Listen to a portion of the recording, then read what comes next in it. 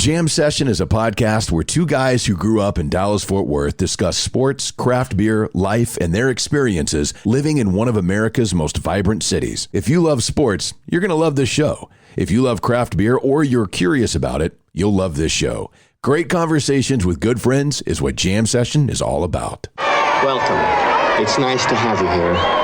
I hope you enjoy it. I think you will. You're listening to the Jam Session Podcast. I was told that I could listen to the radio at a reasonable volume. With Cowboys insider... What's your name? Jean-Jacques Taylor. That's my name. Radio personality and craft beer expert, Matt McLaren. He's a very strange young man. He's an idiot. Comes from upbringing. And now, the Jam Session Podcast. It is indeed Jam Session. Subscribe, rate, and review, and hang out with us for a while. Right here on Jam Session. The moment we've all been waiting for has arrived. Ladies and gentlemen, the radio, TV, and now podcast superstar, the sexy Jean-Jacques Taylor. What up, dog? I would be the non-sexy one, Matt McLaren, and this is Jam Session, podcast version number 50, asking simply that you prepare to be dazzled. If not entertained. We are always dazzling and entertaining. Our t-shirts will do that for you. If you're still looking for a t-shirt, we do have a variety left. And of course, as we've been telling you guys, $20 plus shipping and handling. You can send me an email with your size, the color. We have black or red. So shoot me an email, matt@jamsessionpodcast.com, and we will get those out for you. Many of you have done that to help support us, which is awesome. Very grateful. Much appreciate all of those t-shirt orders that we have gotten out there. Also want to tell you about our buddies at Freeway Tire Shop, right there off of 35 in Dallas. JR and the guys will get you taken care of at Freeway Tire Shop. Competitive pricing, elite customer service. That light in my car came on earlier this week. I should have gone by yesterday. I may have to go by next week at this point. Get an oil change. Probably got to get my tires rotated. All those things that you do, the upkeep for your vehicles, Freeway Tire Shop will take care of you and get it done. FreewayTireShop.com. You can schedule an appointment, request a quote. Great place. They take care of everybody over there. Also want to tell you, and we've been mentioning this for a while now, but this is one of those things. Logan Renfro with Blue Dragon Fine Art. It's a local place. We've been telling you about this. Jacques and I are big fans of local. A lot of the guys that we work with and our sponsors, guys and girls, are local family-owned businesses, and Blue Dragon Fine Art is the same type of thing, man. And it's one of those things where not only is Logan local and starting a local business, the artists that he has online at bluedragonfineart.com, they're local as well. I think the main thing, man, is that it's an opportunity. If you've got if you live in a dream and you want people to experience it, to see what you can do and see what you can produce. And I always tell people this all the time, man. Stop what you're doing right now. Go to bluedragonfineart.com and tool around the website. Take you 5 minutes. Tool around. See if something catches your eye. You'll be surprised. Oh, you will be very surprised. There's all sorts of great art there from local artists. Again, check them out. You can find them on Facebook and Instagram at Blue Dragon Fine Art. And obviously, as I mentioned, the website, bluedragonfineart.com. We have gotten to a point in the NFL where this is going to be one of the more fascinating off seasons that I can recall in a long time, because it officially came out that Deshaun Watson has requested a trade from Houston. Apparently, he has dug in and has let them know he's done. Like, he's not going to play in Houston anymore. You have a dude, and this never, ever happens. I mean, we've talked about this with Dak. Like, imagine if he was on the open market, because it never happens that a quarterback with the pedigree, the talent, the belief that this is a dude you can win with, one of the best young quarterbacks in the NFL, those guys are never available. And now Deshaun Watson is going to be available to whoever can put together some package of draft picks to lure Houston to send away a dude who's supposed to be their franchise. Yeah, that's just bizarre, man. You know, what happened is how do I want to say this? I mean, I think sometimes you forget. Well, let me rephrase it. I think this is what's happened. And I've mentioned this before. I think there's been an awakening of players over the last 3 or 4 years that you don't have to be where you don't want to be. And I think the mistake that Houston made was, I think they misjudged who Deshaun Watson is. I think they said, oh, yeah, man, you can be involved in the process. Yeah, it's all good. And maybe he came to them and said, hey, after what we've been through, I'd like to be involved in the process. I think we should at least talk to these people. Oh, yeah, man. Yeah. We got you. And then they didn't involve in the process. And I think that they really thought that wasn't a big deal. Like, I think they misunderstood who he is and what he's all about. And at that point, I think the trust was breached. Now, any of you guys, if you've ever been in a relationship where real trust has been breached, and almost all of us have been in some way, shape, or form, does that relationship be like, oh, no problem, dog, we still good? Dude, I've told you, man, I had somebody breach a significant trust with me. Yeah. About 20-some years ago. And while I'm not mad, I ain't got nothing to say to that dude. Yeah. I mean, I'm cordial, but we used to be boys. I ain't got nothing to say to you, dog. You breached the real trust, and if I can't trust you, I can't hang with you. And so I think Deshaun Watson was like, if I can't trust you, I don't even want to be around you. Because whatever you tell me now, I got to put through my filter. Is this the truth or is this the lie? They just telling me something I want to hear? Right. Hey, man, it's hard to get back without marital therapy. It is. And it's going to be very interesting because, again, there's only so many teams in the NFL, one, that have the cap space that it would take to bring in Deshaun Watson, and two, can put together a package where, because, look, Houston could, and I kind of wonder if they will, tell Deshaun Watson, okay, so you want to trade. Here's the thing. You signed a contract. So you can either play here or you can sit out and not get paid. And obviously, if he sits out an entire year, then that doesn't count against his contract or his service time. It just tacks it on to basically the end of the contract. And it's just like he missed a year and doesn't get any time for that, or whatever you want to say. The Jets are really interesting to me because it makes so much sense. They have 4 first-round draft picks in the next 2 drafts. So they could just say, we're going to give you our first-round pick in 2021 and 22, and they would still have first-round picks in those drafts while giving Houston 2 first-round picks. And then somewhere down the line, I think it would take at least 3. I think you'd be looking at, okay, we'll give you 21, 22, and then our first-round pick in 23, and go from there. And they'd still have at least a couple of first-round picks to help build and put some pieces around Deshaun Watson.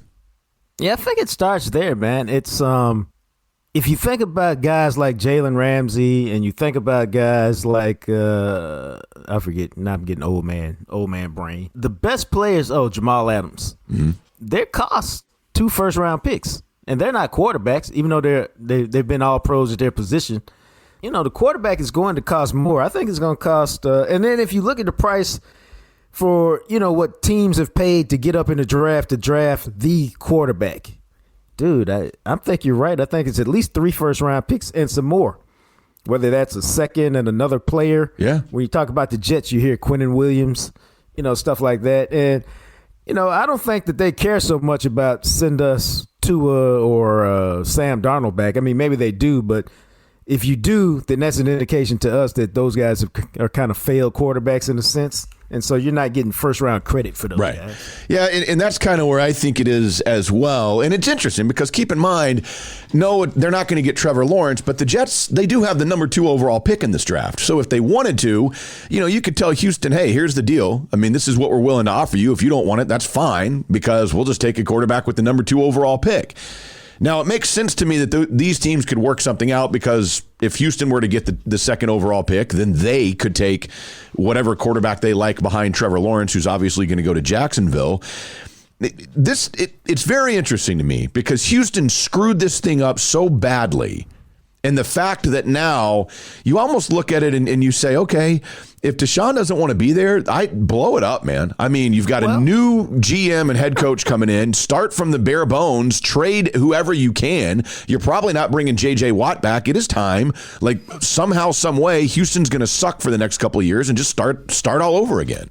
Now, what's interesting about that, man, is you're absolutely right.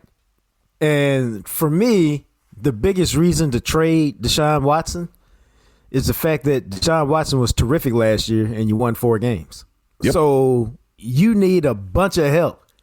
And the way to get help is you can win 4 games without Deshaun Watson. You put Case Keenum in there and win 4 games. Sure. You put a lot of cats in there. When you could go get Andy Dalton at a reduced rate, $14 million a year, so that you can buy other pieces, and you can win 4 games. And so, actually, the smart idea might just be embrace it. Hey, Deshaun, where do you want to go? Well, I'd like to go to the Jets or Miami. All right, fine. Yeah. We'll send you there. Tell your agent this is what it costs. We'll talk to them and tell them we got to have something in this ballpark, and we'll get you moving because it sounds great. And let me tell you why it sounds great, man. It sounds great to fans who say, you signed a contract, sit your ass down and play. That's what I got to do at my job. Yeah. You think I have that kind of flexibility to just say I don't like the deal that I signed and I'm just gonna leave, or I don't like the way the bosses treat me. The boss didn't invite me into the staff to the big chairman meeting. And the thing that fans often forget is you're not in the 1% club of the world who can do what you can do. Mm-hmm. When you're in the 1% of the world, and check this out, Matt. I'm just gonna ask you an open-ended question. Go name me all the guys who can do what Deshaun Watson can do in the world.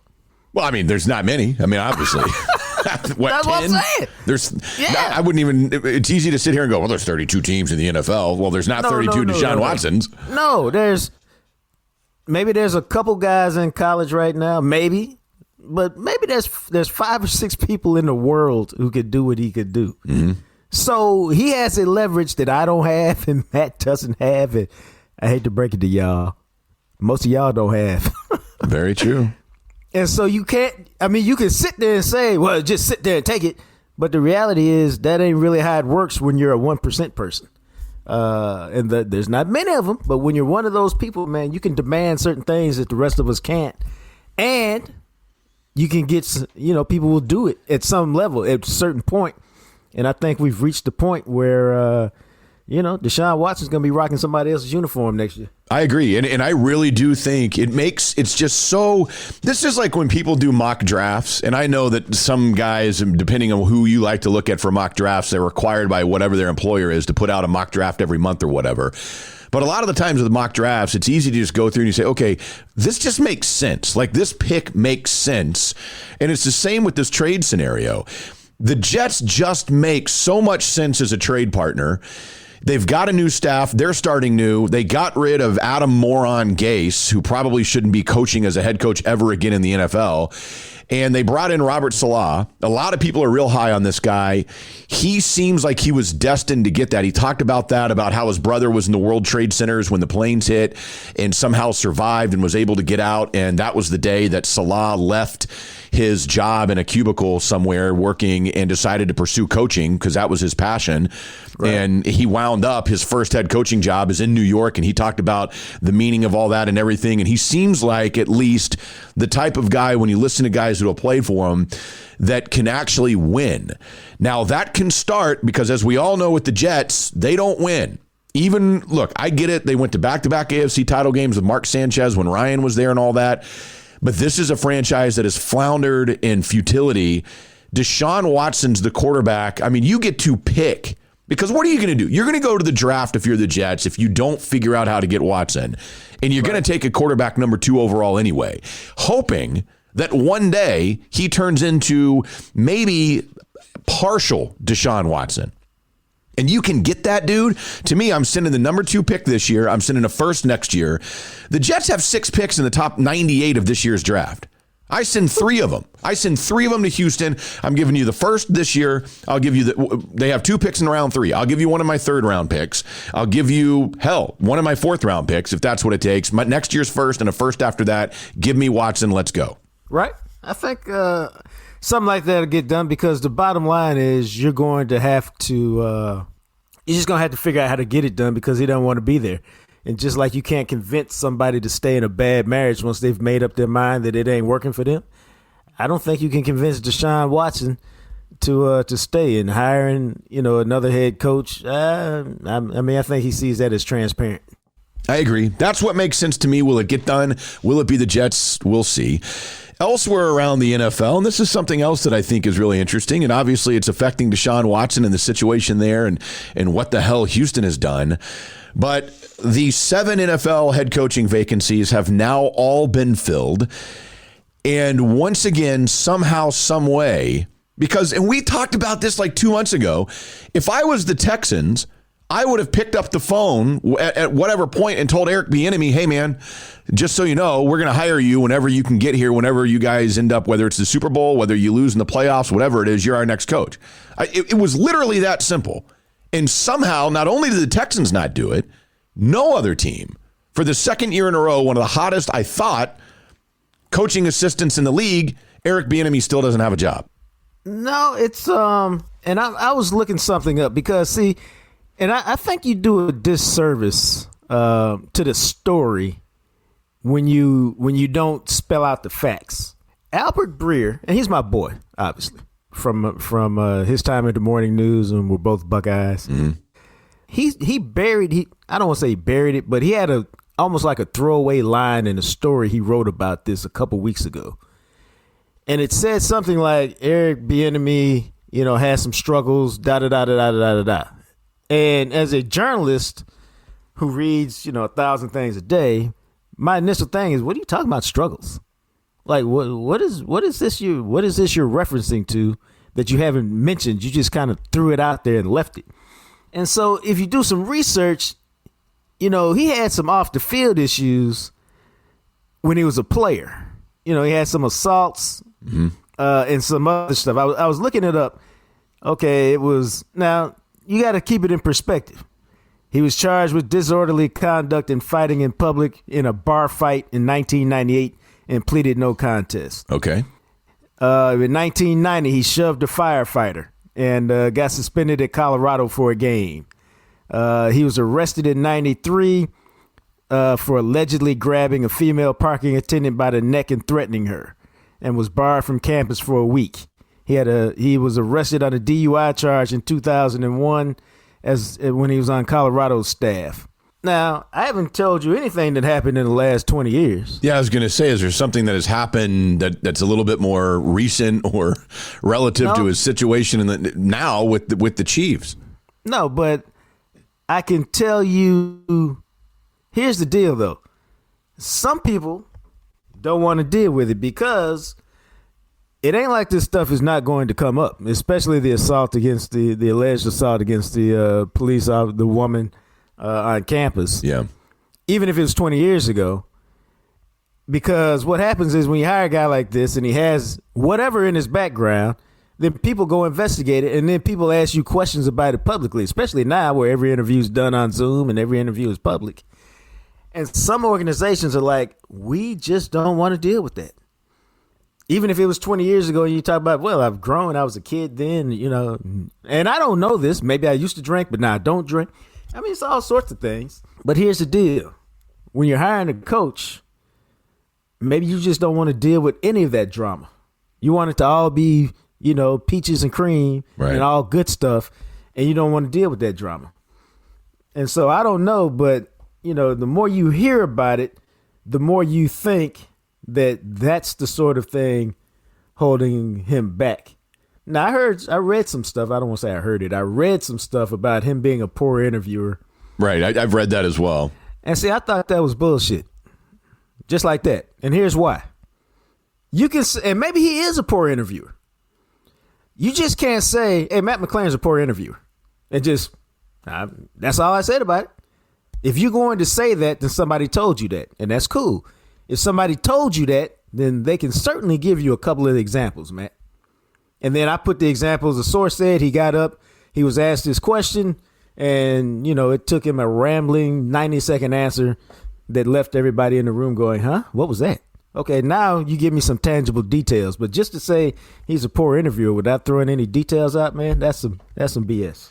Yeah, I agree. It's very strange. And when I've read that, I've thought, okay, so maybe he's a poor interviewer, but Andy Reid, who's one of the greatest coaches of all time, is vouching for this dude hardcore. Guys that have played for him have said the same thing. And I don't know, it's like when you see kids coming out of college and it's like, well, he does this. I'm like, okay, like Deshaun Watson's a great example of this. And I always bring this up because Deshaun Watson beat Alabama and was a dominant college quarterback. I was like, what do you mean? Oh, well, he did this and that. I was like, what are you talking about on film? Like, watch the games. And so to me, when you hear something like that, this guy's a bad interviewer, I just go, and granted, I do not own an NFL team. I certainly only could ever own one on Madden, perhaps. But I would sit there and say, I can see what the Chiefs do. I know that he doesn't call the plays, that's an Andy Reid thing, but he's been with that. And you've seen the dudes that have been under Andy Reid before in the same situation that had no problem getting a head coaching job. And I don't know. It's just, so what if he doesn't interview the best in the world? Don't kind of the results in his resume show you what you need? I mean, at one level they do, but it depends on what your motives are, man. Are you looking for reasons to hire somebody or looking for reasons not to hire somebody? Oh, also true. You know what I'm saying? And let's not act like there's not a racial component in there. I'm not saying that every team has one, but I mean, let's just act like there's not one there. I mean, there haven't been a lot of black coaches in NFL history. And when you hire a black coach, there's certain things that come with it, especially in today's climate in America. And so, again, as a franchise, do you feel like dealing with that, or do you not want to deal with that? Would you rather work with something that's more palatable to you? Yeah, and look, when I look at the 7 head coaching hires, and some names I'm sure many of you have heard many times, there are always a couple of surprises. And then there's guys, it's not like I look at any of these guys and say, well, that guy didn't deserve it. Adam Gase didn't get hired again. Otherwise, I'd have been like, okay, what are we doing? Like, this is ridiculous. Seriously. Urban Meyer, I get it. Urban Meyer is one of the greatest college coaches of all time. Jacksonville and him wanted to see if he could do it at that level. That makes sense. Robert Salah was going to get hired somewhere along the way at some point. He was kind of one of those guys last year that I think people looked at and were a little surprised he didn't get a gig. So that's fine. Dan Campbell, who knows? He was an interim coach in Miami. He comes up. He's been under that Sean Payton coaching tree. Makes a lot of sense. It's the names that people don't know, like Arthur Smith and Brandon Staley and Nick Sirianni and David Culley. But then you start to, like David Culley, for instance, been in the NFL for years and years. Now, would I want a 65-year-old head coach for the first time in my franchise? No, but it's not like the dude hasn't been around for forever. No, but you just have to ask yourself, how can you be in the NFL 27 years, be regarded enough to be an NFL head coach by the Texans, and you ain't never been a coordinator? I mean, come on, man. Sirianni is like, okay, what's his deal? He just kind of pops up out of nowhere. Yeah, he's that dude. And again, it's guys like that are odd to me, but they want to fix Wentz. And he's been with Frank Reich, the quarterback whisperer in Indianapolis the last 3 years. Right. They say they want to fix Wentz, and that's cool. But at the news conference, Jeff Lurie says, hey, we wanted to go in a different direction and get completely away from what we've been doing. Okay, which is it, bro? That's what you said at your news conference, and then you go hire a guy who's off the same tree that you just had. And the tree was fine. I mean, you won a Super Bowl with it 2 years ago, but it's the same deal. You can always justify who you want to hire and why you want to hire. Yeah. But this is all I'm gonna tell you, man. I'm gonna tell you from a black man's perspective in America. Okay, this is all that matters. Go show me outside, and it's funny because Cully shows up today. But in general, black folks can't get a resume where they've been a black man with Sirianni's resume is not getting a head coaching job in 99.9% of the cases. You see what I'm saying? Mm-hmm. The Chargers' new head coach, a brother with that resume, is not getting a job 99% of the time. There's always an outlier, but outliers don't make for consistent progress. And I think that's what frustrates people. Because here's what happens, Matt, and I'm going to tell you about this, this is not about football, this is about life. Hey, Matt, these are the rules to getting the job that you covet. A, B, C, D, E. If you do that, Matt, you can get the job that you covet. Oh, Okay, so I need to do A, B, C, D, E, and I can get that job. Right. Yeah, Matt, that's what you do. So I proceed and go about the business of doing A, B, C, and I'm at D, and then I'm a brother. I'm at D, and then somebody white is at B, and they go, oh, we're hiring that guy. And you go, excuse me, Mr. McLaren, I thought it was A, B, C, D, E.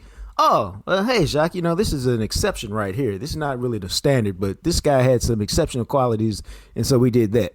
And you're like, oh, okay. And if it happened once, you'd be like, oh, okay. But it happens all the time. So that's what frustrates people when they look at the minority coaching thing. Like, so they tell you these are all things you got to do, except when you don't. And that can be frustrating if you're on a career trek. And we ain't even talked about Josh McCown. Like, so you can go interview for a head coach's job and you ain't done nothing? Yeah, that one Those is are the new rules? Just absolutely bizarre that Josh McCown, anybody would seriously consider, hey, man, walk off the field and become an NFL head coach. Why not? You could probably do it. Yeah. But that is it, man. Those are the 7 jobs. They are filled, and we will see. There's always going to be, we know this. I mean, there'll be a couple of those guys that end up being pretty good, and the other 5 will suck and be fired within 4 years. True that. That's just how it is. Elsewhere, and this is a long conversation about NFL things, but we had some stuff we wanted to get into and have a conversation, which is what we love about the podcast. We can do that as long as we want. It's fantastic. Jason Witten has let it be known that after one season there with the Raiders in Las Vegas, that he is officially, for the second time, retiring. He will hang it up after 17 seasons, I believe, in the NFL. And, of course, will sign a one-day contract with the Cowboys in March and officially retire as a Dallas Cowboy. Jason Witten, and you know this, Jason Witten is my favorite NFL player of all time.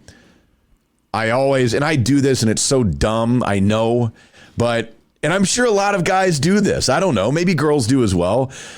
But as I got older and you realize that your fantasy as a small child of being a professional athlete was comical and isn't going to happen for you, you kind of look, at least I did. I looked for guys around various leagues, and I always had an attachment to guys who I thought played the way that if I happened to be that level of player, I would have played. And Jason Witten to me was the epitome of class, grit, and the way that he played the game, the way that I would have played, where you do what you're supposed to do. Sure, behind closed doors, maybe every once in a while you get into it and you say what needs to be said, but you're a leader of men, and on the field, you leave it all out there with no regrets. And Jason Witten to me, and I don't know that he'll be a first ballot Hall of Famer. Obviously, I'm extraordinarily biased, but he's a first ballot Hall of Fame tight end for me. Part about getting in the Hall of Fame, he'll get his gold jacket, he'll get in there. Some of his will determine who's in his class, whether right. He's a first ballot or whatever. But I think the thing about Jason Witten, man, is one, he was a terrific player, and two, you appreciate this as a beat guy. You just appreciate stand-up guys, man. Win or lose, great game, awful game. You can always go to some guys for perspective. When I first got started, Darren Woodson was that guy for me. He'll always tell you the truth. Tell you what's really going on. Here's why we sucked this week. Here's why we were great this week. And you hope in your career that you have a guy like that you can rely on. Jason Witten was not like that for me, but he was in the conversation of guys like that. You could go to him with perspective. You could pull him aside like, yo, I don't get this, man. What's up with this? Explain this to me so I can tell the readers better or the listeners better. Right. And the biggest thing and the best thing, man, and what you're looking for from a media perspective, because it's cliche, but it's true. You have access. And so if you do the job right, understand that I said right, which is underlined twice with a black Sharpie. Yeah. You know what I'm saying? Yeah. Then you become a conduit to the fans. You got questions, I got answers for you. And with Witten, man, the thing you love about him is, again, availability. Like, you got guys on the Cowboys now, outside of Dak, if they didn't have a good game, I'm not talking today. It's a bad game. Dude, you're supposed to be a leader. You're supposed to put some perspective on this loss. So how about this? Your rest of the teammates that ain't got to do it. With much money comes much responsibility, man. Yeah. too many cats shirked that responsibility. Jason Witten never did. And I appreciated that over his time in Dallas. And he was one hell of a player, man. He was, man. I mean, you were talking about a dude who, now look, he wanted to play one more year. He did that. It was not statistically anything. I mean, he only started 7 games. He played in all 16. He only had 13 catches for 69 yards this year with the Raiders in a full season. But obviously, Darren Waller is the guy there. And yeah. I think he enjoyed his experience with a different franchise for the first time ever. But he is... When he walked away, as we know now, he is 4th all-time in receptions, 1,228. Only Jerry Rice, Larry Fitzgerald, and Tony Gonzalez have more NFL receptions at any position. I mean, I'm not talking just tight ends. As I mentioned, this is anybody who's ever caught a football on the football field. Jason Witten, he's ahead of Marvin Harrison and Tim Brown and Owens and Reggie Wayne and all these guys. And he was always there. And that's what I loved. You know, you talked about his availability with the media, and I always thought that guys like that, you know, Michael Young was that way with the Rangers, you know, that I had tremendous amounts of respect for when I got into the world of media, but his availability on the field. And when I say that I see that's how I would have played, and you know this about me, and we've talked about this before, I'm that guy. I'm the guy that if I broke my jaw, I'd be like, okay, cool. Is it going to get ripped off if I keep playing? And if they said no, I'd be like, all right, we'll duct tape it and let's go. Right. I'm that guy. And for whatever reason, that's just how I am. I mean, when I broke my ankle a couple of years ago, it was the same thing where they were like, okay. And I asked the guy, I said, okay, well, how long do I need to stay off of it? And he said, well, I mean, you need to give it a couple of months to heal. I said, well, can I make it worse? He said, well, I mean, not really. And I said, okay, so it's really just a pain thing. He goes, at the end of the day, yeah, but you don't want to risk it. You know, those are the types of things that I had. And I think there are guys, and obviously it's not just Witten in the NFL. There's a lot of guys in the NFL like that. But he was that way. And I think just being around the Cowboys, you knew he was that way. And I loved Jason Witten, the player. And having talked to him a few times, as you wanted to point out to him at the Super Bowl last year, we're about to have, me and Jacques are about to interview. It's just us two and Jason Witten. And Jacques leads off with, oh, by the way, you're Matt's favorite player of all time. I was like, great, this is going to be awesome. He just looked at me like, God, what a spare. I was just trying to break the ice, man. Oh, you broke it, all right. I'm sure he was honored to know that. I think I had this conversation on Twitter, very brief conversation on Twitter. Because somebody... Let me see if I can find it right quick. You know, the conversation said something like, Chill put out something, Clarence Hill Jr., put out a tweet that said, hey, Witten gave it all he got. I confirm that he's retiring. You know, next step, Hall of Fame. Something very similar to that. And somebody responded to that by saying, yeah, he'll get in the Hall of Fame because the media loved him. And somebody else was like, yeah. And I was like, what are y'all talking about? And so I got into a very brief conversation. And I basically said, the average NFL career is 3 years. This guy played 17 years. Think about that. The average career is 3 years. This guy played 17, and he was still productive, probably really productive, through 14 years. You know, then he just right, kind of a compiler. And that happens to everybody if you stay around long enough, Frank Gore. And so nice. And so this guy hits me back with, Jay Novacek was great. Witten was just good and consistent. And I go, and I think this is kind of like the essence of what I'm saying. I told this guy, you caught up in old Witten, not young Witten. Mm-hmm. Young Witten was a bad 12-letter cuss word. And not even really young Witten. Like, what did I just tell you, Matt? The average NFL career is 3 years. It's really 3 years. In Witten's 10th year, 3 times the average NFL career, his 10th year, when he's 30 years old, because he came into the league at 20. When he's 30 years old, he caught 110 passes for 1,039 yards. 3 touchdowns. Right. So, I mean, that's in his 10th year. Dude, that, you know, and before then, man, you know, he was a beast, dog. Yeah, and that's the thing. I mean, the Jay Novacek comparison. And look, I loved Jay Novacek with the 90s Cowboys. Who doesn't? I always thought he was a little underrated and was overshadowed by the star power of that team. But, Novacek, people forget he spent, I can't remember what it was, like 5 or 6 seasons before he came to Dallas. He was with the Cardinals. And when he was with the Cardinals, he was just kind of like a guy.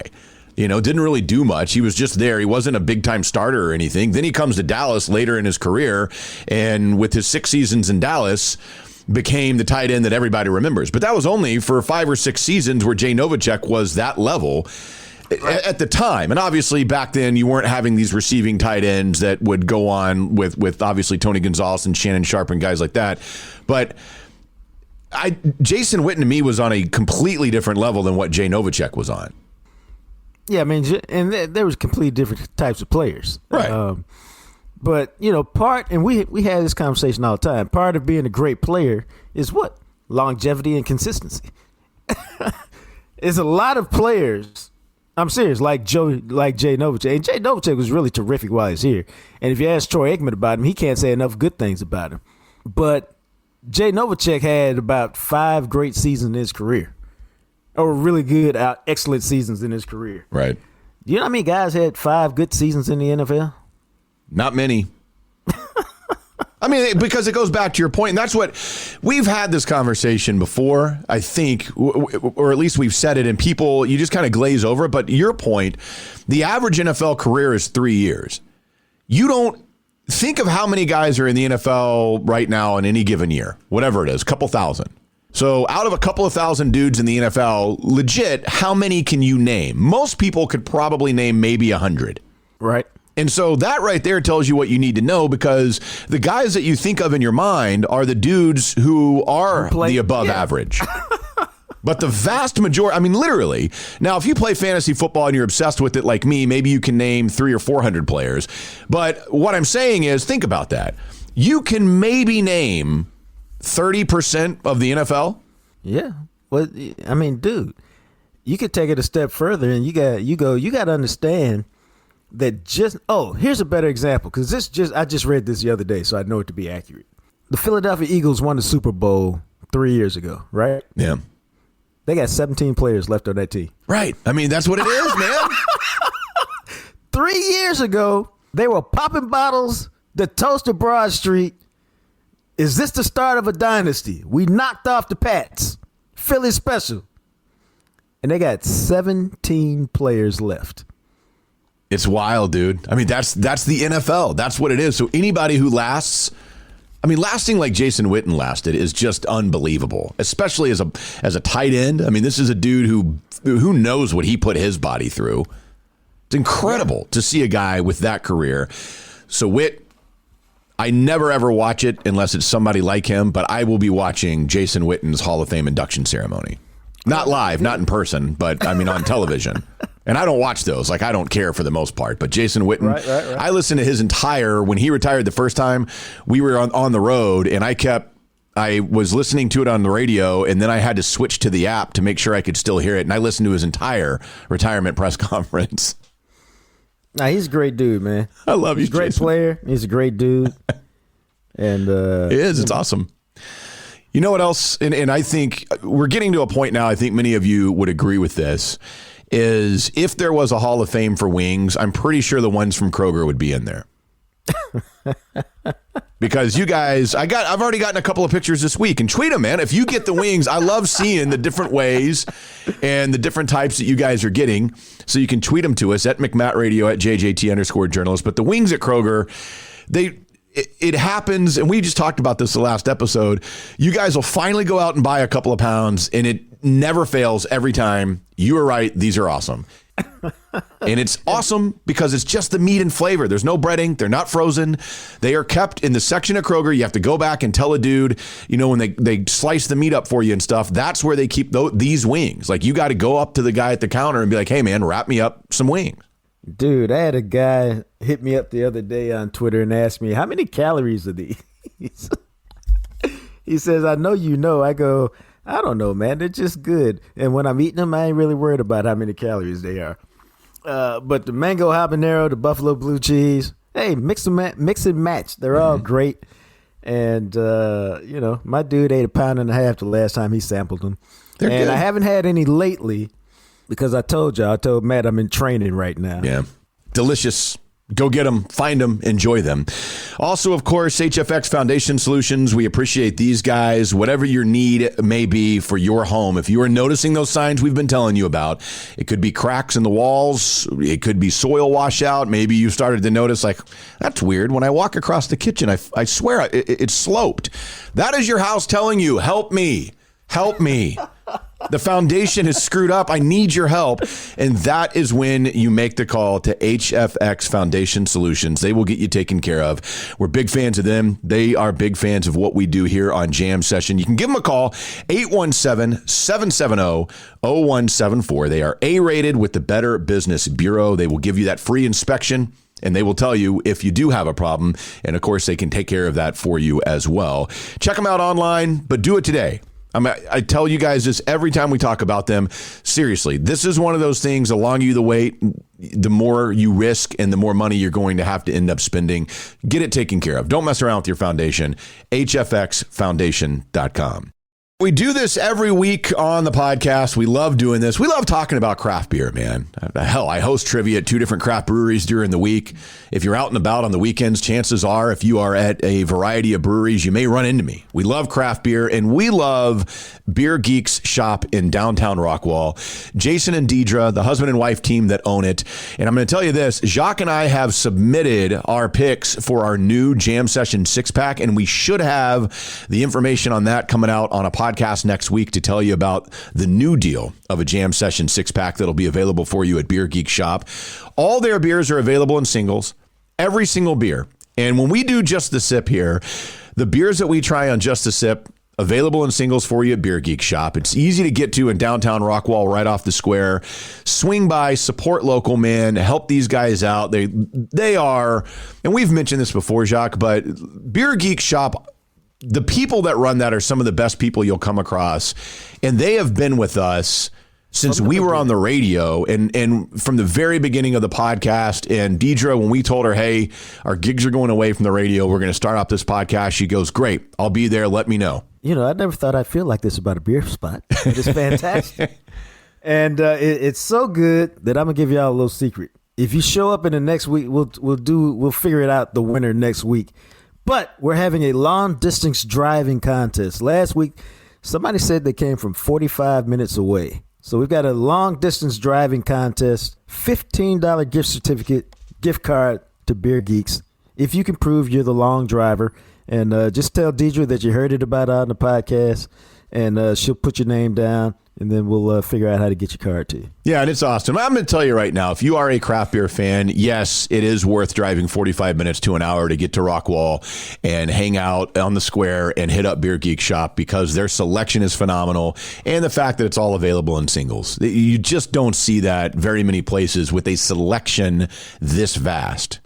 So get out to Rockwall and support Beer Geek Shop. But let's do this. Let's get into Just the Sip here this afternoon, or whenever you're listening to the podcast. And we've got 3 beers, and all of these are Texas beers today, 2 of them from the area, from breweries that we've gone through before. But we are going to start off with the lighter of the beers. And these are we did a podcast with these guys, Brian Burton and Hop and Sting, over there in Grapevine, a fantastic facility. I go to Hop and Sting every once in a while and have really enjoyed the beers that they're putting out.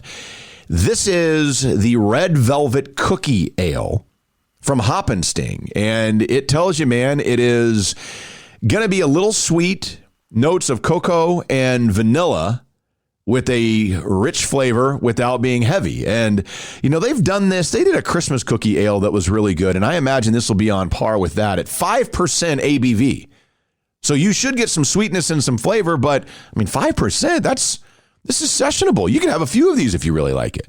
Yeah, more important, I won't be asleep after I have one. Because, anything more than about 8 puts me out.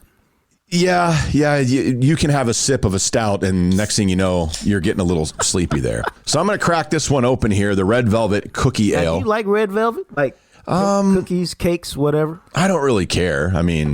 I don't like it. I don't dislike it. If it's there, I might have a bite of it, but it's not my favorite. Oh, well, I like it. Okay. Well, So I'm looking forward to this. this smells like red velvet.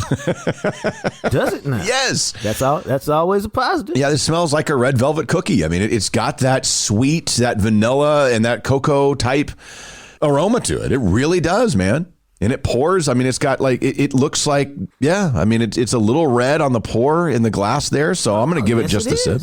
Gosh, smells amazing. Wow. It smells like red velvet. And it tastes like red velvet. They nailed this. That's really good. That is fantastic. Well done, man. Yeah, they did. Hop and sting. Oh, it's got a nice little aftertaste to it. It does. Now, see, these beers are interesting to me because, and this is one of the things like at Beer Geeks that I think is great because I don't know that I could drink more than one of these because it is a little sweeter than what I would want from a beer that I'm going to drink a few of. Yeah. No, that was damn good right there. Yeah, that's fantastic. That is really nicely done. It's not overwhelming, but you do get, you know, and that cocoa type flavor to me is a little bit different than what you would expect, like just saying chocolate. And you get that. You get the cocoa and you get the vanilla. I mean, that is really nicely done.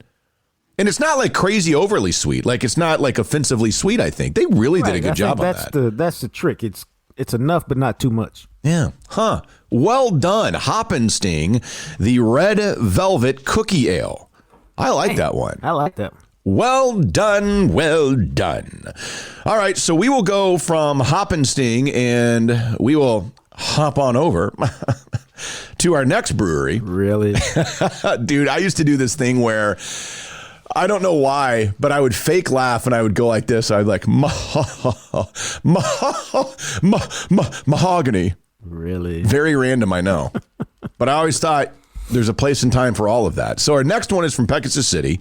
Pegasus City, which now has 2 locations. There's the one in the Design District. And just a couple of weeks ago, I went down to their brand new facility that's in a building from the 1930s in downtown Dallas. It's right next to the AT&T Discovery Plaza. Right. And it is a really cool old facility where you feel like you're walking back in time at the new location of the tap room for Pegasus City Brewing. And this one is called Don Law, and it is a brown ale, 6.4% brown ale. And this should be, as you would imagine, like most browns, give you a little bit of that nutty flavor, maybe a little bit sweet, and just kind of a light-bodied, nice. And I don't know why. I've had some brown ales recently that I feel like that might be an underrated style that I've been missing out on recently. I had the same feeling last week. I was like, I kind of like this brown ale. It's got a different flavor, different vibe, different feel. And so we had a good one last week. And so I'm interested to see what Don Law is all about. Okay. Yeah. So give this just the sip and very nice. Let me crack it open here. I had to finish what was left in my glass from that red velvet cookie ale. Good. It's pretty, I'm going to use a matte phrase. It's pretty solid. Okay. Let's see here. Yeah. You know, brown ales are. I like it with a little more nuttiness to it. Yeah. If that makes sense to you. But that was solid. I don't dislike that. And if you served it to me, I'd drink it. But I've had it. Yeah, I see what you mean. I've had it. Oh, you see, I'm getting better. Yeah, look at you. It's not quite as robust as I like them. Y'all know I like flavorful beer. And that was solid. But if it had just a little more flavor, it'd be outstanding. But I see what they tried to do, and they hit it.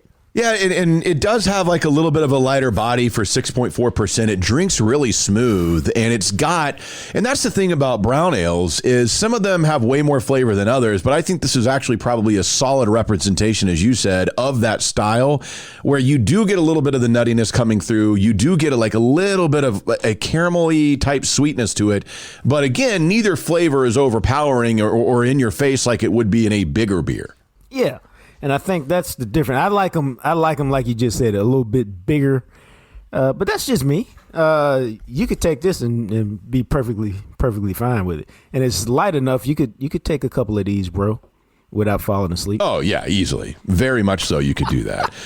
So we will move forward a solid one. Very well done there from Pegasus City Brewing. And again, a couple of taproom locations in the Dallas area. I'm going to tell you, man, if you get a chance, the downtown location is really cool just because it feels like you're walking into a brewery from 1934 or something like that. What does that mean? It just is old, like that building is old. And so like when you walk in there, it's not like they went in there and flipped it and made it all new. It just has that vibe that it's older, you know what I mean? Like if you ever walk into a really old hotel, just the aesthetics of it and the way it's designed and the different things on the floor and on the ceiling and stuff, it's just a really cool look. So you could check that out. So up next from 512 Brewing, which obviously 512 down in Austin, this is their Smash Mosaic IPA. And we've mentioned this before, but Smash, whenever you see that on a beer, single malt, single hop.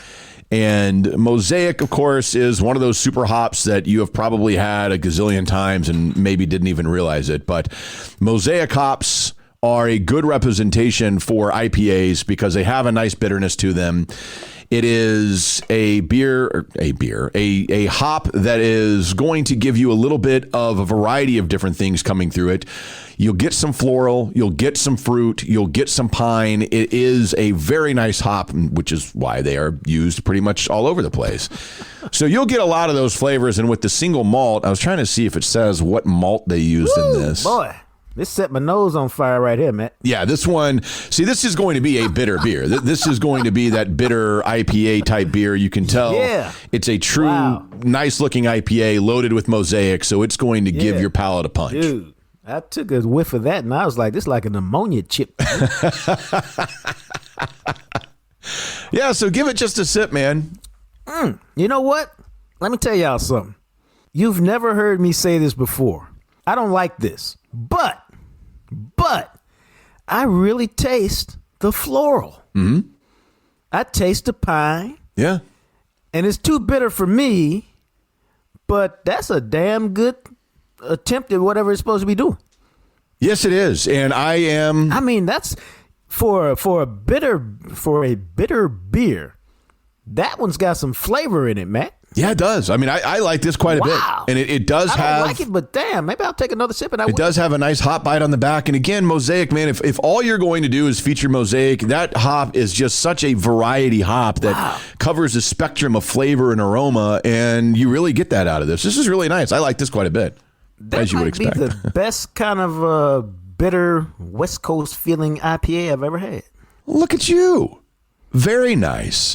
So we had a solid offering of beers today on Just the Sip. Yeah, that was a very interesting beer. Because normally I don't like them like that, but the flavor in that was wow. Yeah, I mean, and again, very impressive. It's really nicely done. I mean, very nicely very nicely done. And you know, this one I believe is almost like a session IPA. I was thinking the ABV on this is fairly low for IPA. Yeah, 5.6%. So a 5.6% beer with that kind of flavor, that is very solid, very nicely done from 512, the Smash Mosaic. So there you have it. And again, we had that one from 512. We had the brown ale from Pegasus City called Don Law. And then we had, and man, I don't know. I thought Hop and Sting absolutely nailed this. For what they were going for with the Red Velvet Cookie Ale, I would tell you right now, if you are headed out to Beer Geek Shop here in the next week or so, make sure you pick up a can of that Red Velvet Cookie Ale because it is definitely worth enjoying a can of. Nah, I'm down with it, bro. And there you have it. Thanks to Beer Geeks again. Get out, support them, support local, drink local. Cheers. Beer Geek Shop, downtown Rockwall. It is time, as we do every week, to check in. You know him quite well. He's been on the Cowboys beat for years and years and years with the Fort Worth Star-Telegram, and brought to you by Soda Weight Loss. The greatness of Clarence E. Hill Jr. joining us here. And Chill, I have it from a very good source that with Jason Witten finally retiring yet again, apparently you believe Jason Witten is overrated. Stop it! I'm not even going to dignify this. I don't know where this is coming from. You see, he didn't deny it. I'm not even dignifying this. You know, I'm not even going down this road. Okay, who's better, Jason Witten or Antonio Gates? Who had a better career? I mean, that's debatable. That's really debatable. I think there's something that the Hall of Fame committee is going to have to decide at some point. Both will probably get in. You look at Gates' touchdown, you look at Witten's catches. I mean, Gates was the better touchdown scorer, you know, and Witten, you know, certainly caught more balls. But, you know, they were both, you know, difference makers in their own right and did what they needed to do. But if you needed a touchdown, I mean, clearly Gates was the better touchdown maker.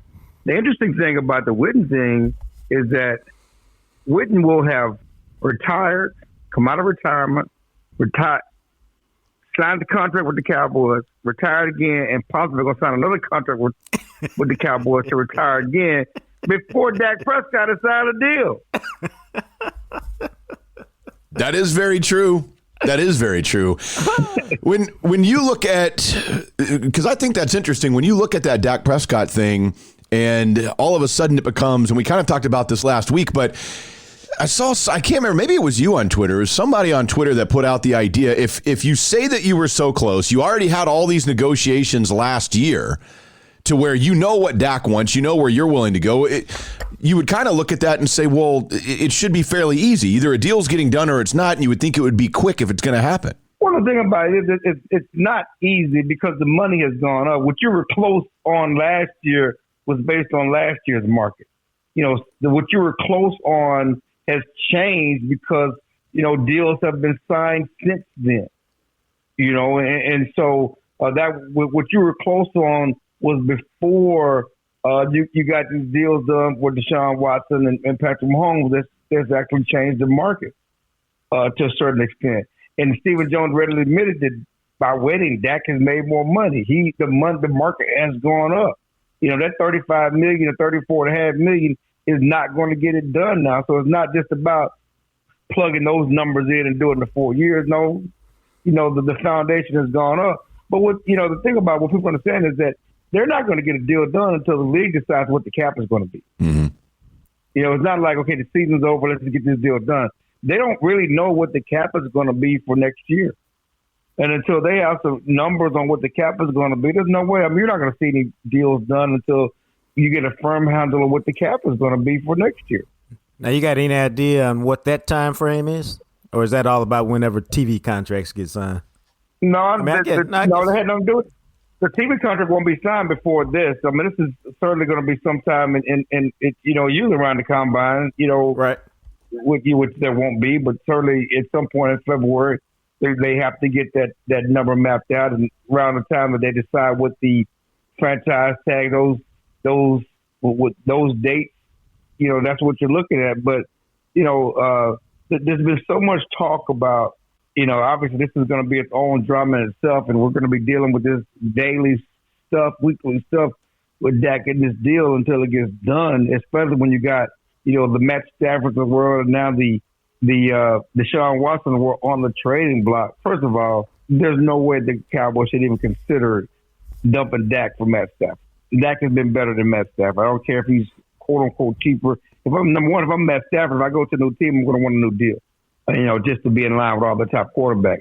But, he's been better than Matt Stafford. Matt Stafford never won a playoff game, and I just, don't even know where that talk even comes from. And certainly with the Deshaun Watson thing, what are you trading for? You're trading Dak has been as good as Watson, and his contract is already out there.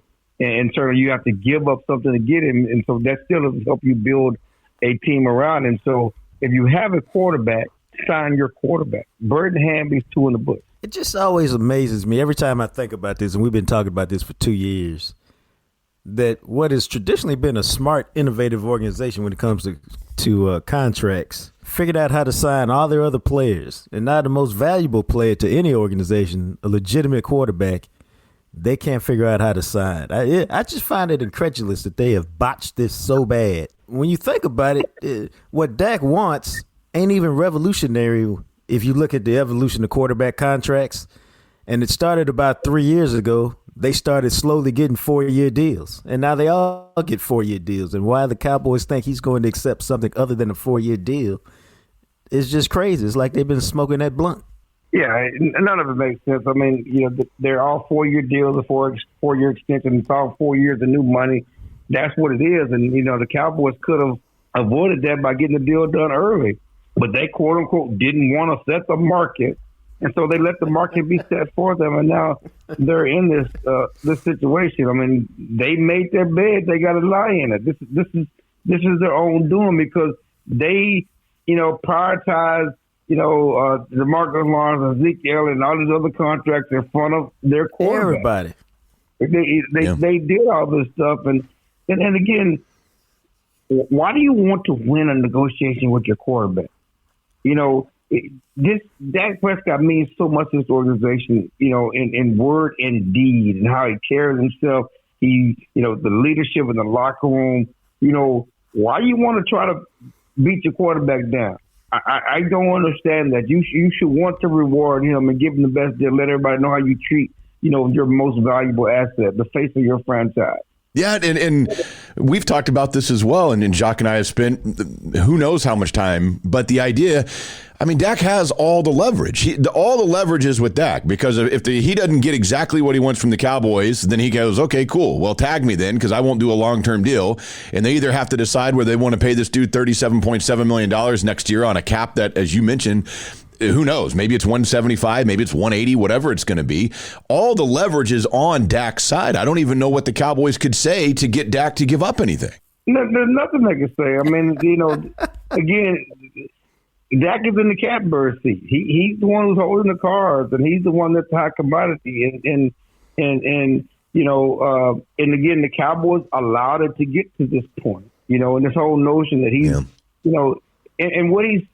It's just business. It's like anything they do. Everything they do is about business and trying to do the right thing for themselves. Well, Dak is trying to do the right thing, and his agent is trying to do the right thing by him. It's simple business. They understand that, and so it just get the deal done. Just go on and acquiesce and get the deal done, because the money, the cap is only going to go up. For people to understand is that those new TV deals will come in 2022, 2023, 2024. The cap is going to go up, and this whole notion a quarterback can have this percentage of the cap and you win a Super Bowl. Well, every year you play, that percentage is going to go down. It may be 20% or 15% in 2021, but it's going to be less than that in 2022 and less than 2023. That's just how the thing works. That's just a one-year thing. And so I'll ask the question that we keep asking. I think the question is this: does it get done? Because it seems to me like it needs to get done early. Because if it doesn't get done early, it's not getting done. And then I think you have to explore the option of what your options. But the possibilities really become clear. He'll be gone after next year. Yeah, Because if you don't get him signed long term now, you'll never get him signed. Because if I get to the point where I'm just a season away from chasing the open market, why wouldn't I just wait and see what's out there? Yeah, unless he just wants to be here and the Cowboys blow him away. At that point, you're going to have to blow him away to keep him away from the open market. And that doesn't make any sense. If you haven't done it by now, why are you going to wait till the last minute to give me your best offer? You would think that somewhere between now and their franchise tag deadline, they have to make a decision.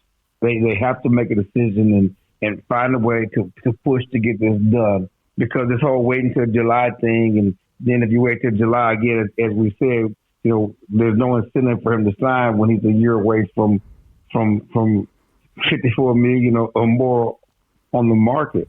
But there's also this notion of is it about next year? Is it about the next 5 years? You're a better chance of winning next year is with Dak Prescott. Yeah, I would agree. And you mentioned it, and the NFL now, you look at this and you've got Matt Stafford, you've got Deshaun Watson apparently available. It's being reported that he has actually requested a trade from Houston. Obviously, Deshaun Watson, as you pointed out, who knows what type of haul. Some team's going to have to send multiple first-round picks. But Stafford is an interesting one. If it's not the Cowboys, Peter King says that at least 5 teams offer a first-round pick. Where do you see a quarterback at the phase of his career where he's at, Matt Stafford? What team do you think is a good fit for a quarterback like that? The Indianapolis Colts. For a first-rounder? Yeah, or the New England Patriots. I don't think Belichick. You're talking about teams that want to win now, that they have rosters to win now, that don't really want to go through a rebuilding process. I see the Colts and the Patriots. I ain't trying to go to the Patriots, man. They got no players, and then everybody's comparing whatever I do to Brady. Really, they got no offensive talent up there. You hope that they will sign somebody. They got $60 million in cap room. Okay, they got more cap room than anybody. Well, is Belichick going to finally spend the cap room and spend the money and sign somebody? But they got cap room. We all know people like Belichick. They like money in their pocket, man. They just like to jingle them coins. Hey, man, you want to go get a drink? How much that drink cost, man? Oh, no, can't spend that, dog. No, he don't spend no money, man. Yeah, he may need to, though. The Watson thing is interesting to me as well because, as everybody knows, he's under contract. It's not like he's got 1 year or 2 years left in his contract. I mean, he just signed that extension, and now he says, okay, I don't want to be here. Houston obviously could acquiesce to him. He's got a no-trade clause. He could basically negotiate his own terms with some team, but you think there's any possibility that Houston goes, look, man, you're our quarterback, so either play or don't, but we're not trading you? That's what they need to say. That's the possibility, but again, Watson is dug in, and if he's dug in, then he'll probably try to sit. Who's going to blink first to a certain extent, but those things never work. I mean, you can't force someone to be where they don't want to be, especially your quarterback, and especially what he means to the team and the offseason and everything else. I just can't see them doing the situation where they force him. They're going to have to acquiesce. I mean, you look at all the stories out there, what people are saying is that he can force a trade, and it's possible for him to do that, and sort of that's what he's trying to do, and I don't see him playing in Houston next year. The interesting thing about that is twofold to me. One is he got so much money last year that the money that we talk about him losing because he's sitting out, okay, I got $27 million in the bank, and this is money I haven't seen yet, so it doesn't hurt me as much as money I've already gotten. And then number two, who can afford him? I'm talking about the price to acquire him. Because if you think about somebody like Jalen Ramsey, somebody like Jamal Adams, somebody like the linebacker up in Chicago who went from the Raiders, all those guys cost 2 first-round picks. Anybody will tell you that a top 5 quarterback is worth more than any other position. So who gonna give up 3 first-round picks? And what does that leave your friend? Okay, we got our quarterback now. We can't do nothing for him for the next 2 years. That's why you look at the teams that they're Miami, the Jets. Obviously they can send a quarterback back to offset one of those first round picks to a certain extent. So you got to look at options like that, and while those teams probably been the ones that are most mentioned, most associated with Deshaun Watson. But listen, we just beginning. We don't know what the market's going to be. We don't know what the haul is going to be. There will be it. Deshaun Watson is one of the premier quarterbacks in the league. He's 25 years old. He will have super. Clarence Hill Jr., Fort Worth Star-Telegram. As always, man, we appreciate it. Thanks for doing this.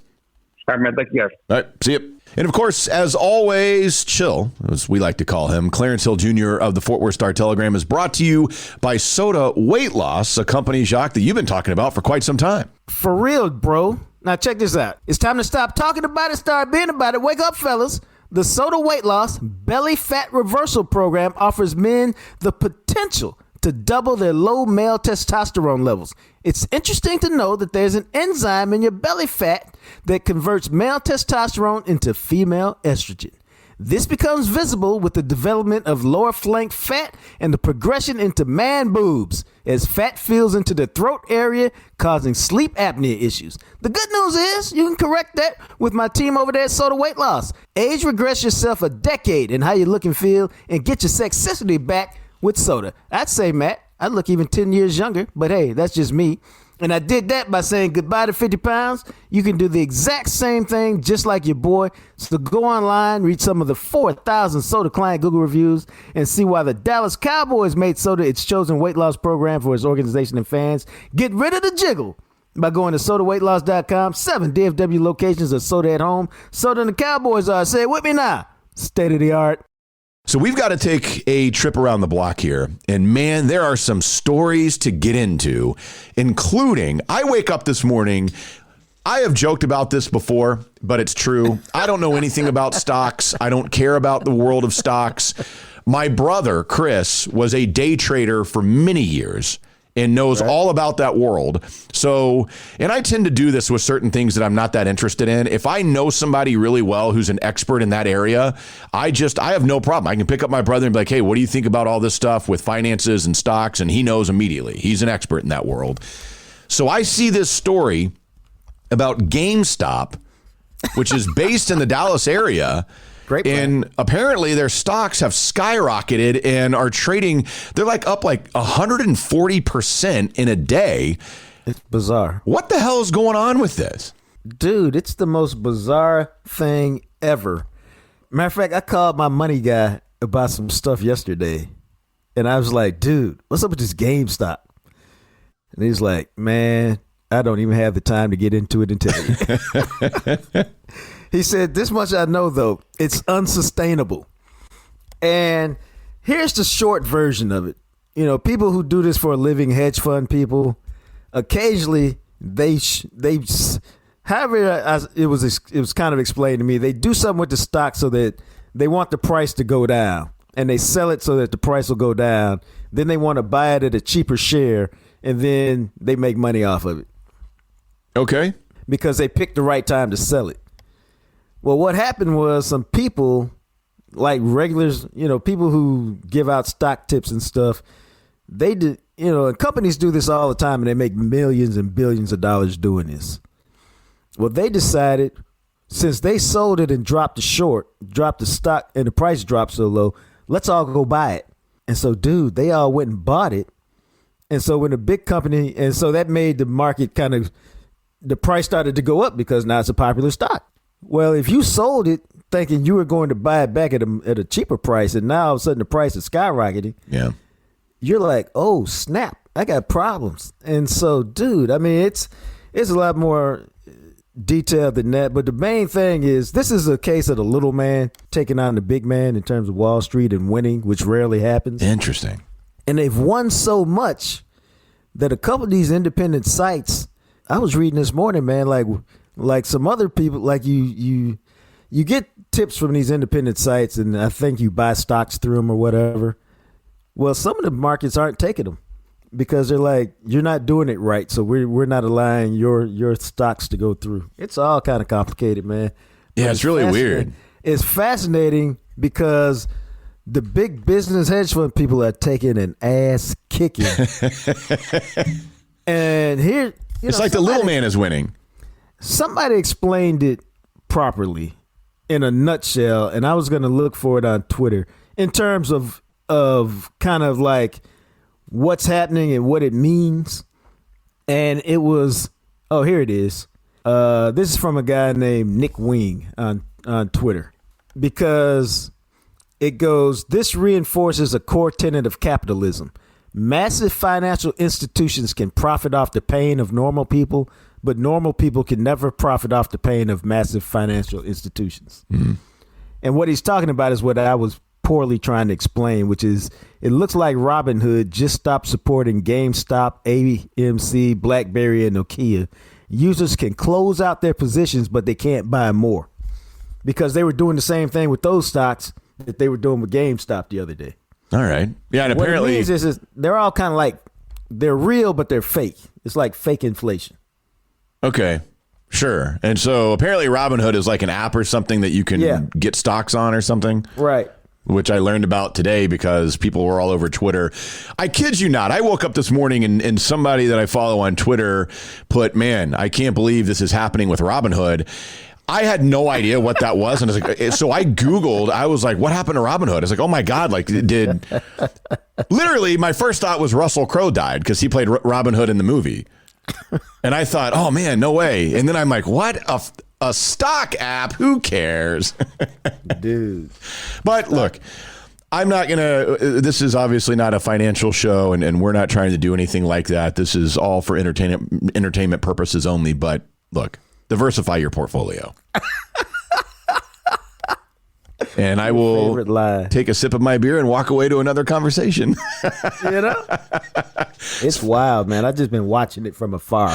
It's funny because I put that on Twitter. I said, diversify your portfolio. And some dude tweeted at me and goes, is this financial advice? I said, I don't know, man. I just think it's something that adults say at parties. So take it for what you will.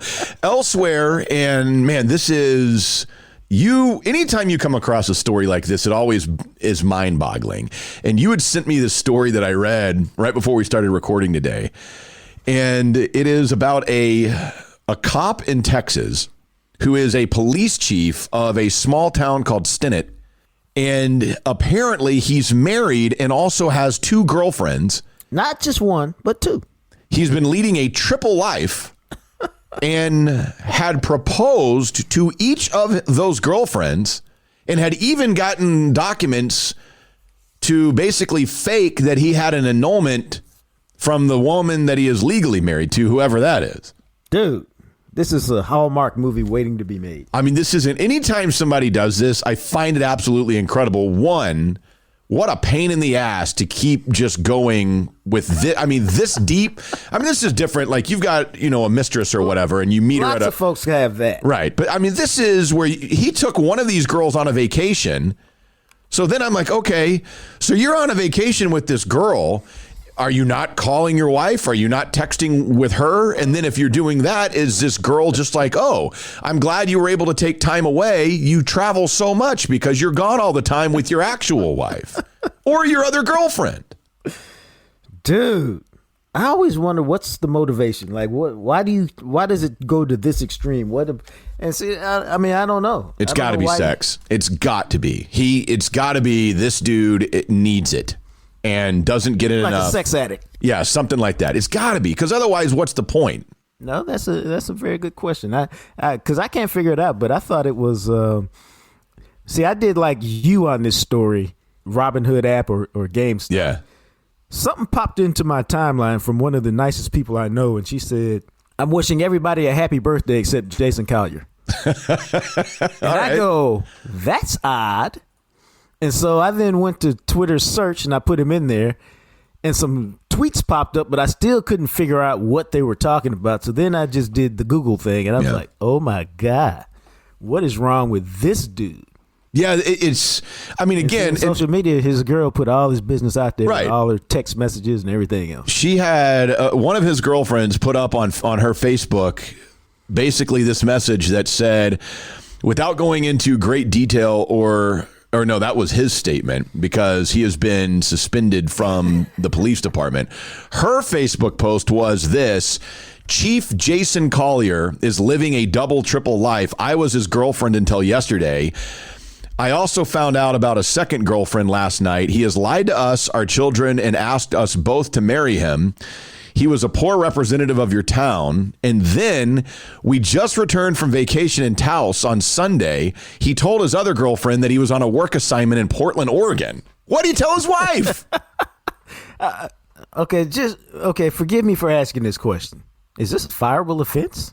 See, and I was wondering that too. Like, if seriously, I think that's an interesting question, because if he did his job and he performed his duties, if he's not lying to take time off from work and he had vacation time and he used it, can you fire somebody because they're banging 3 chicks on the side? I mean, I guess ultimately he resigned, but I'm sure it was resigned under pressure. Maybe you can't be a public servant in that role, even in a little place like Stinnett, with all your business out there, because nobody will take you seriously. See, I think this is interesting because at the core of what it is, I've always thought as I got older, it was a lot easier for me. I think when this strikes me as something, the wife thing obviously complicates the hell out of it. But when I was younger, I think people have a harder time, like when you're single and maybe you're dating different people, of telling, hey, I'm not really looking to be with one person. I'm actually I'm going out with you this weekend, but just to be honest with you, I do have another date coming up next week with someone else. I just want to put that on the table. As I got older, I had no problem doing that. Like the last time I was single a few years back, when I met my current lady friend, I was dating somebody, not like together. And see, that's the thing. We weren't in a relationship. So it's not like I met my current girlfriend and we were doing anything wrong. I was going out and having drinks with a couple of different people. And I told one girl, I said, look, I know you really like me, but I'm not in that mindset right now. And so we can go out, but you need to know that I'm also going to be going out with other people. I was going to say, I saw something on TikTok the other day that broke it down for you. Meaning it said, if you're talking to somebody, it means this. You're just hanging out from time to time. And they go, if you're dating somebody, that just means you're dating multiple people. Right. It's only when you decide that, okay, we're in an exclusive relationship. Right. You have a conversation that says, hey, I really like you. I'm not really interested in seeing anybody else right now. Let's see what we got here. Yeah. See, once you have that conversation, now you're cheating if you go hang out with somebody else. Right. That's the core of what it comes down to. And I'll it's weird. I mean, some people get pissed about it, and that's their prerogative. And I'd say, okay, look, I'm just trying to, what would you rather be? Like me tell you this straight up and like, well, I really like you. And like, okay, I like you too, but I'm not looking to commit to anything right now. Well, some of it is that, Matt, that, yeah, you're cool. There's nothing wrong with you, but I'm really focused on becoming a radio show host in top 5 market. I don't know where my travels are taking me. And so I'm not really interested in getting so involved that if an opportunity comes, I got to go. Right. Do I want the relationship or do I want the job? And so I'm just, at a much lower level, much lower level, I was going to college and I basically broke up with my girlfriend before this. Like, you know what? We're cool. You're great.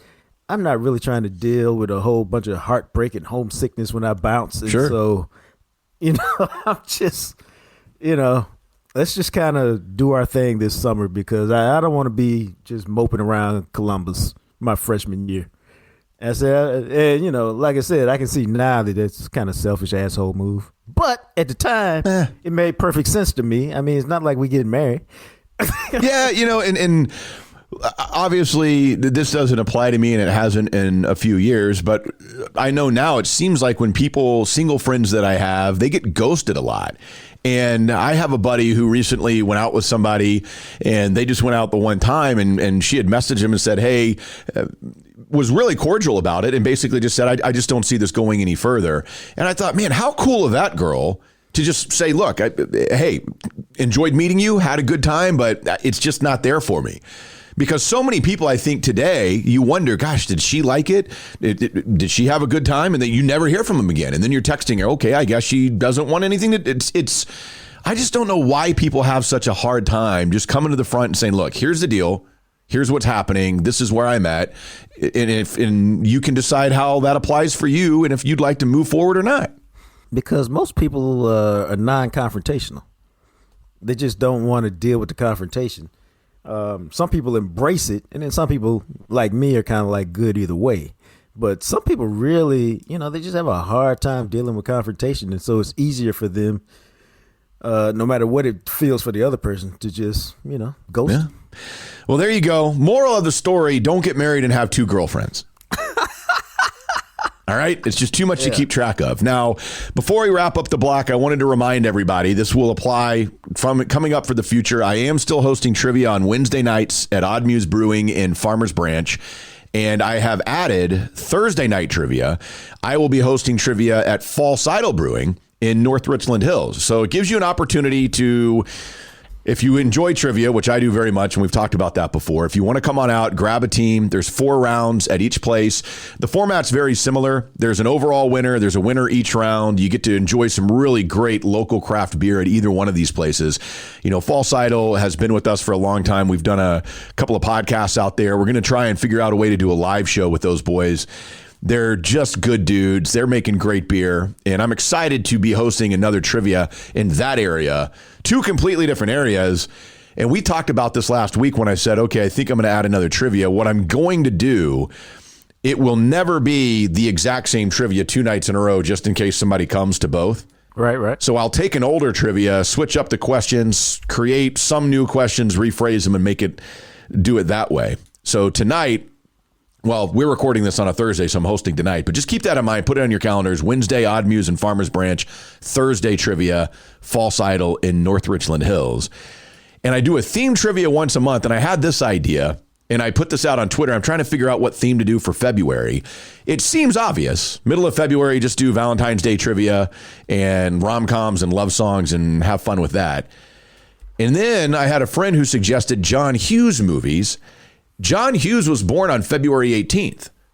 So I thought, okay, like he did Breakfast Club and Pretty in Pink and 16 Candles, Ferris Bueller's Day Off, Weird Science, all those. Right. I thought that might be fun to pick like 10 John Hughes movies and just do trivia from that instead of doing the generic love trivia. Sounds good to me. So I got to figure that one out. The themes are interesting because you want to make sure, man, last night at Odd Muse, I felt so bad. Apparently I made the most difficult trivia ever. The winning team only got 50% of the questions right. See, I've always wondered that. To me, the hardest part about trivia is making it not too easy and not too hard. That's Yeah. the hardest part. Yeah, and I didn't realize it. And I was talking to the lady friend afterwards, and she says, well, you just have to realize that some of the questions that you know off the top of your head, you know so many weird random things that it almost becomes more of random Matt trivia than it did general knowledge trivia. I was like, okay, that's fair. I can see that a little bit. Like one of my questions, for instance, I asked 2 sports questions last night that nobody got right that I thought were blatantly obvious, that were just off the top of my head. Huh? All right. I'm a good judge for this Okay, question. here you go.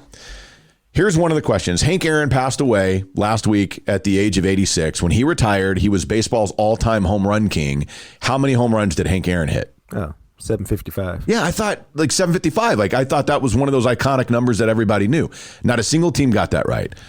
The other one was this. Let me see. Okay, before we get to that, what's your general age group for trivia? See, and that's another thing is they're generally, you may see a handful of people, like say 40 people come. I would guess 30 of them are 35 and under. So they have no recollection of Hank Aaron. And then 10 of them would be my age, and then a couple of people who might be a little bit older. So, I mean, while that's an easy number for me, Right. I bet the age group makes it a difficult number, and then the fact that baseball is no longer America's pastime makes it an even more difficult number. Yeah, and that's one of the things that I've noticed, because I'll play like TV theme song intros or cartoon intros, and then I'm kind of like, okay, I have to realize that the majority of people here were not born in 1979 to 1982. Well, you know, no, you're right. You're right.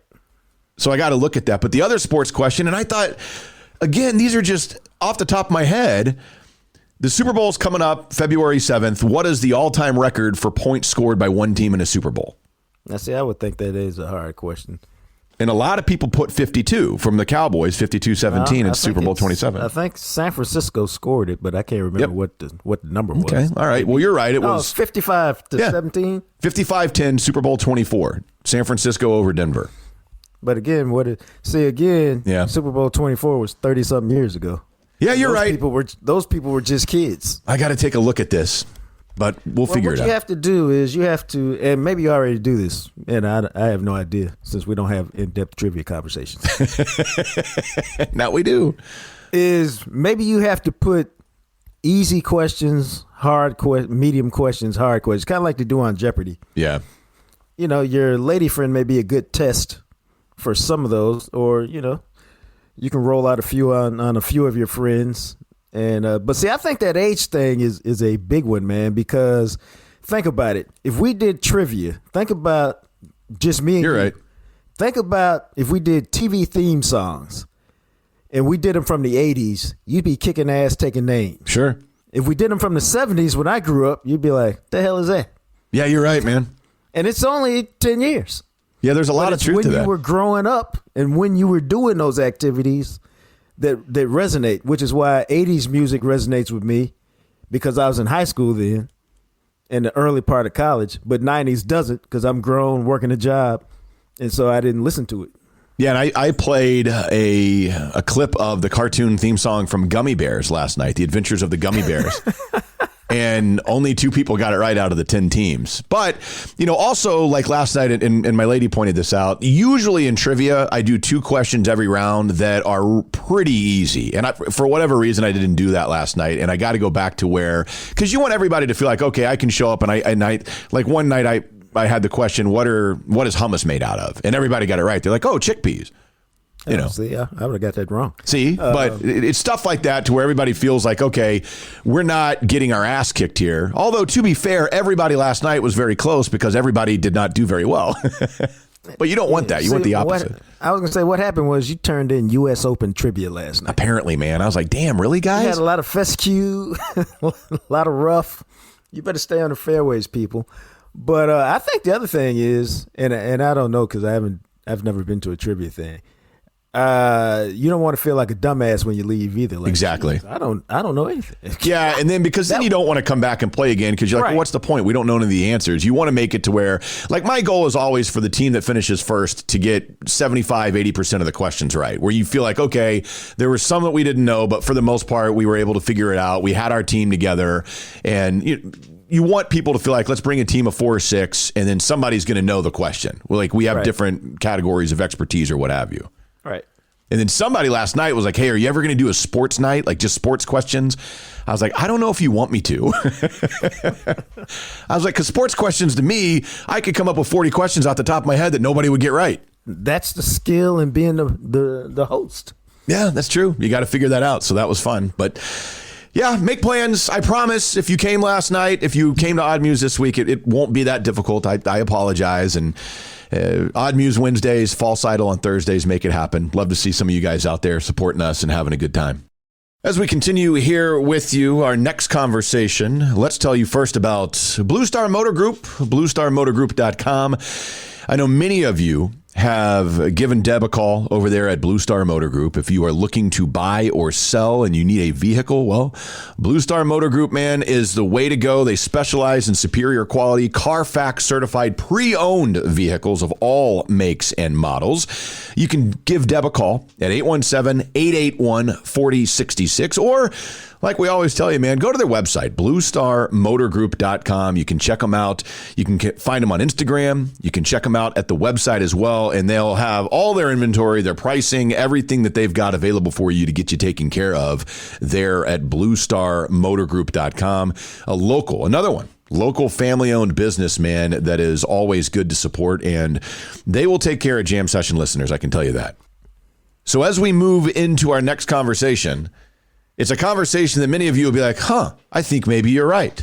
And it starts off with a couple of things. First, how many of you listening realized that the Baseball Hall of Fame had their vote reveal earlier this week, and not a single player was elected to this year's Baseball Hall of Fame, so there will be no class. There is no 2021 Hall of Fame class. You know, my initial thought, bro, is that's just so baseball. It's just so baseball. Mm-hmm. It's a weird deal because I don't want to say, I'm going to make a generalization, which means it applies to a lot of folks, but not everybody, man. But the writers in general are such a pious, self-righteous, yes, you know better than anybody group. And I can say this because I covered the Rangers I probably went to, I don't know, out at the ballpark probably between 20 and 50 games a year for a 7, 8, 9 year stretch, maybe a decade stretch. So I'm very familiar with baseball writers, and some of them I call friends. And I got to tell you, man, they're a group in general, a group of unlikable dudes because they think they know everything. What they don't know is that the sport is supposed to be bigger than you and your pettiness. You know, I think, and that's kind of like my diatribe on baseball writers. Yeah. But in general, you do your sport a disservice when you say there's nobody worthy of getting in the Hall of Fame this year. Now, I realize it happened in 2013 and everything, the world continued to move on its axis. But you had an interesting point about baseball, and I think they're going to wake up one day and figure this out, and it's going to be way too late. Yeah, it's funny because I had seen, I think it was, some of you may know Kevin Turner, who worked over with Ben and Skin at the Fan for a while and is still with their show. And I've known KT for several years. He used to work over at The Ticket back when we were all over there 10 years ago or whenever it was. And I think it was KT that had posted on Twitter something about baseball and it's a dying sport. And I had sent him a message over. I retweeted his tweet and I said, you know what? I think you're exactly right. I grew up loving baseball, and this is where I think my family's lineage in baseball is like a microcosm of where the sport is heading. My grandfather was born in 1922, played baseball at what today would be considered the AAA level for the Chicago Cubs. My dad played baseball in high school, then played baseball in college. Now, he was a football guy at OU, but he was a catcher for the Oklahoma baseball team. Me and my brother, Chris, we grew up playing baseball. Now, I decided not to play when I got to high school, and maybe we'll get into that story one day. But my brother, Chris, played baseball in high school until he tore up his shoulder and was no longer really able to swing a bat very well.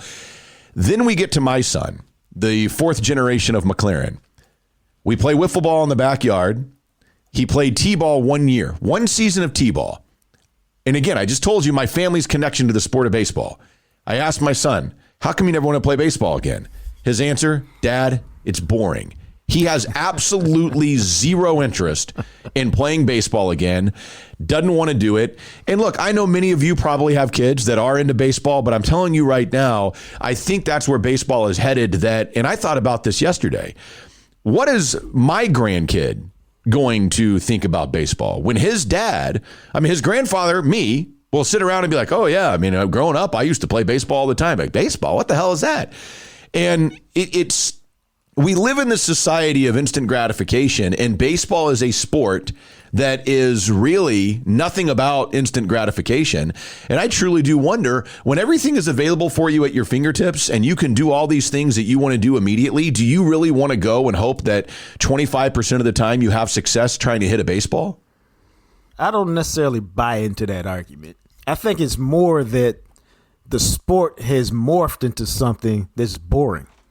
Like baseball used to be, right, I can get on base, I can steal a base, I can create some havoc. There's a bunch of different ways for me to achieve a goal. So even if I don't hit, I can still make it happen. Even like a guy like Otis Nixon, who I just pulled that out of my ass because he used to be on my fantasy team. Otis Nixon. So Google him up.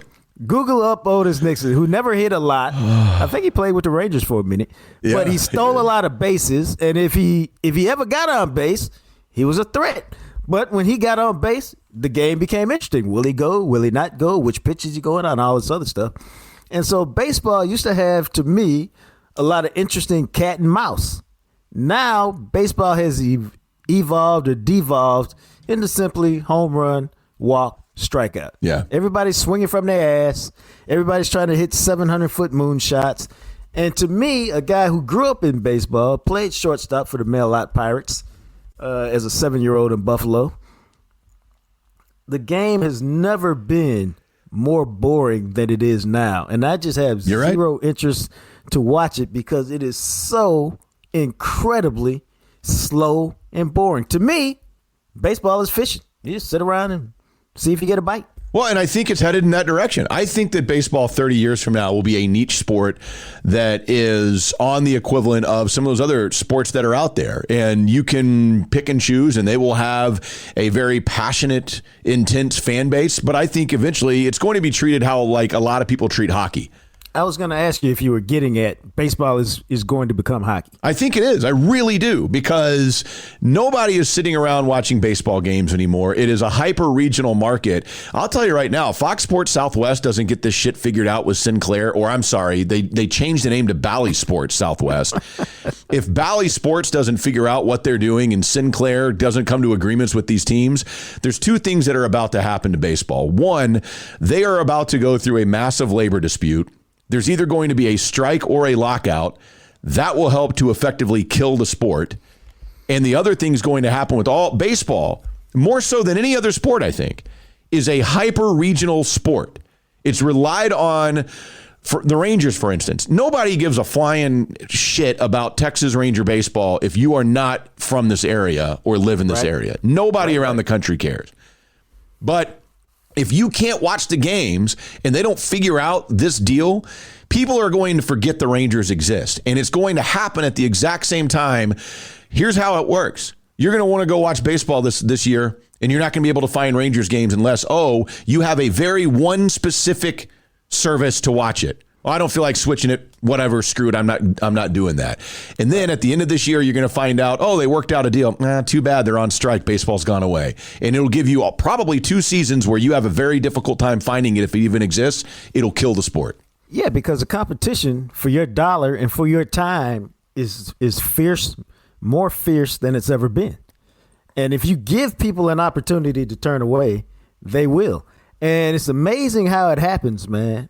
If you're not careful and if you don't really protect your interest in your sport, people, I promise you, will find other ways and other things to do. Yeah. And when you come back, they'll be like, who cares? Especially if you're a team like the Rangers and you don't have a history of being significant or, being relevant in the league.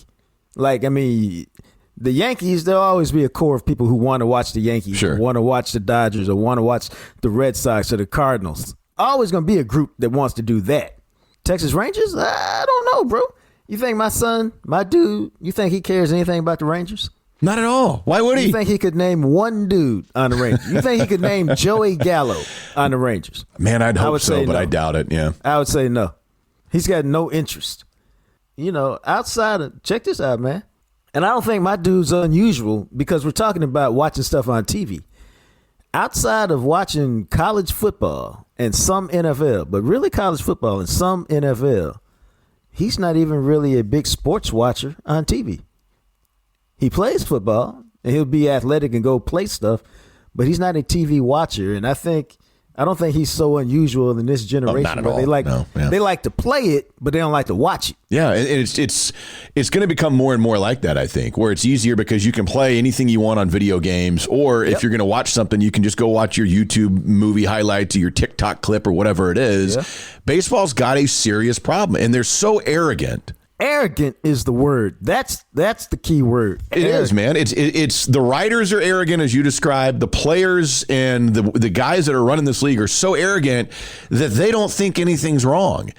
And what's going to happen, and it may not be their pocketbooks right now, but I'm telling you, man, the generation that's coming, the ones that are being born, and I don't know if it's right now. It may not be our son's generation, but their kids' generation isn't going to give a shit about baseball. No, and at some point, somebody's going to sign some player to a $400 million contract. And when the TV deal is up, they're going to go, man, your revenues have been down for a decade. Yeah. We aren't paying $1 billion. We'll give you, $700 million. And you're like, oh, snap. Because all the trickle-down effect, all your local advertisers, I mean, like, for what, man? The ratings suck. We aren't paying that. You would just think at some point, but it's the arrogancy, man. The arrogance, man. They don't understand because the blueprint's already been laid out. They know in 94 when there was a strike and there was no World Series, they lost a portion of people that never came back. Yeah, bro. Going through the steroid era. Now, 98 and that summer chase, and they did a 30 for 30 on that, brought a lot of people back into the sport, and then the steroids thing really hurt them. They're not going to survive this. Look at hockey. Hockey had a lockout, and they went away, and when they came back, it was okay.